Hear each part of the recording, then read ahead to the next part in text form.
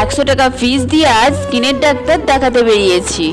1 বছর ধরে এত পরিমাণে আমার হেয়ার ফল হচ্ছিল, কোনো কিছুতেই কোনোভাবেই কিছু কমছিল না। তাই ভাবলাম স্কিনের ডাক্তার দেখানো যাক। ডাক্তার দেখাতে আজ আমি একাই বেরিয়েছি গৌড়া। হাঁটতে হাঁটতে আমি চলে আসলাম অঞ্চলে। এখান থেকে একটা অটো নেব। এখন আমি অটো পেয়ে গেছি, তো এখন আমি যাবো ঘাটালে।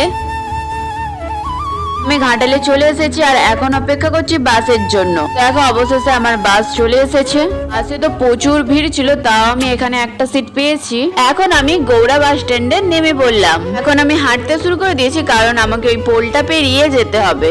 তোমরাও কি আমার মতো ভাবছো মাত্র 100 টাকা কোনো ডাক্তারের ফি আজকালকার দিনে হতেই পারে না? আমিও ঠিক প্রথম দিন যখন এখানে এসেছিলাম ওই রকমই ভেবেছিলাম। পোলটা পেরিয়ে বাজারের বাঁদিকে আসলে এই মেডিকেলটা পড়ে, আর এখানে ডক্টর কল্যাণ চক্রবর্তী বসেন, যার ফিস হচ্ছে মাত্র 100 টাকা।